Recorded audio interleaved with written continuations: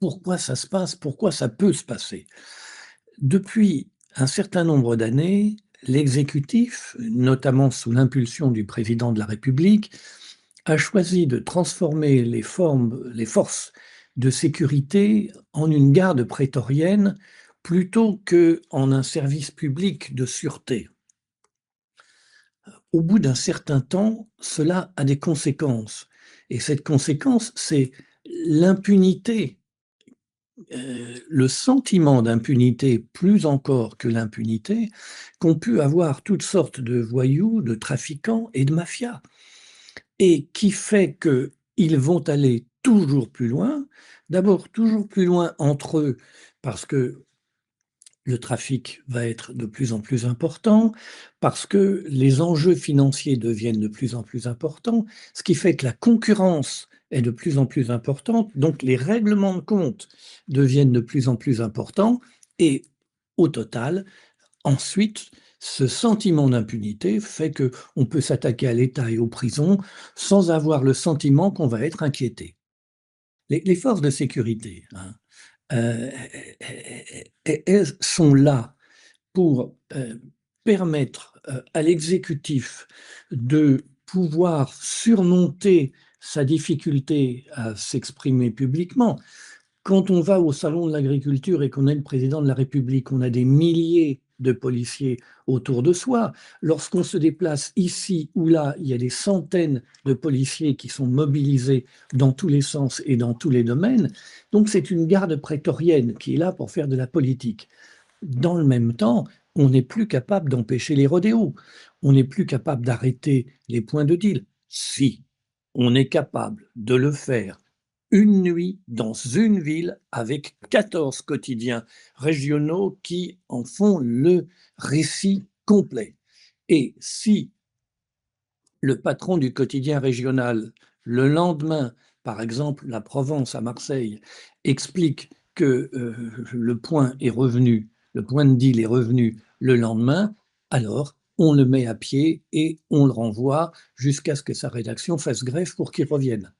Vous parliez de la visite d'Emmanuel Macron dans les cités de Marseille à fort renfort de trompettes et de presse, comme vous le dites. Et Voilà, et du licenciement du directeur de la rédaction, parce qu'il avait dit que le lendemain, tout était revenu comme avant. okay. Je vous rappelle que ce titre appartient à monsieur Saadé, patron de CMA-CGA, second armateur mondial et beau-père de monsieur Koller, qui était secrétaire général de l'Élysée à l'époque. Vous y voyez une corrélation, vous? Pardon? Vous y voyez un rapport? Incroyable. Non, aucun.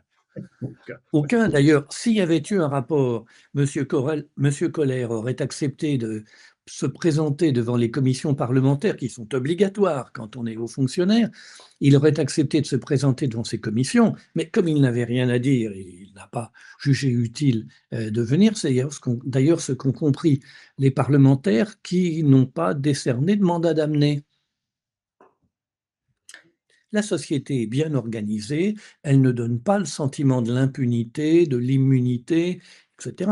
Non, vous voyez, on est capable, parce que de l'argent du Parlement européen a été utilisé pour faire de la politique française, de mobiliser la justice pendant des mois et de décerner une condamnation d'inéligibilité à la personne qui est considérée comme la favorite pour l'élection présidentielle avant même qu'un appel puisse avoir lieu, ça, on sait le faire, mais en revanche, on ne sait pas attraper les gens qui font des rodéos, on ne sait pas condamner les gens qui font du trafic de drogue,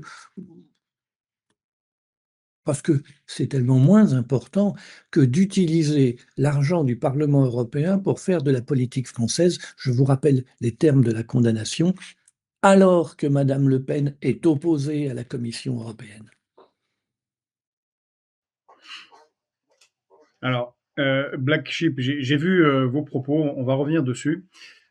Juste le phénomène de s'attaquer ainsi à l'État, non seulement en s'attaquant en prison, mais également de manière particulièrement pernicieuse en montrant que l'on sait qui sont les agents de la pénitentiaire, en s'attaquant, en brûlant leurs véhicules, en allant s'attaquer à l'école nationale de l'institution pénitentiaire, en taguant les logements des gens qui travaillent dans les prisons. C'est clairement une, une manifestation de groupes plus ou moins organisés entre eux qui montrent qu'ils sont prêts maintenant à défier l'État. Alors, vous Normalement, savez, il y eut un temps en France où la foudre aurait tombé immédiatement sur, sur ceux qui auraient eu ce genre d'agissement. vous savez, dans les années 50, on appelait ça le milieu. On l'appelait comme ça aussi dans les années 60 et 70.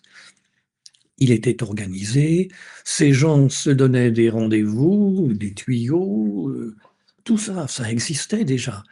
Il n'y avait pas une grande différence dans l'existence d'un milieu à la fois criminel ou délinquant.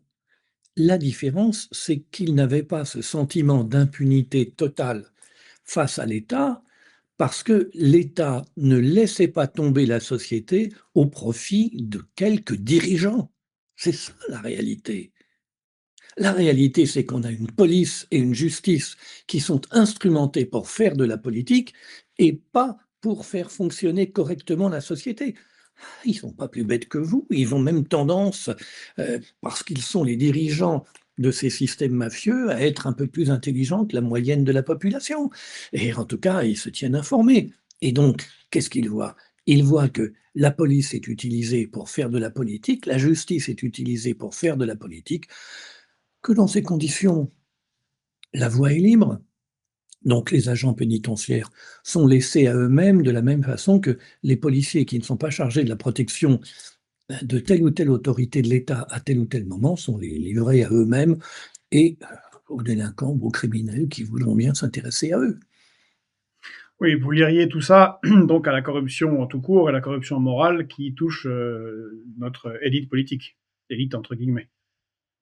C'est une des Je conséquences. n'utiliserai pas, je n'utiliserai pas là le terme corruption, je dirais le choix politique de transformer la démocratie en un régime autoritaire, dans lequel la police est là pour protéger les dirigeants et pour écarter les contestataires, les gilets jaunes, les contrevenants à la politique des dirigeants et pas pour réguler la société.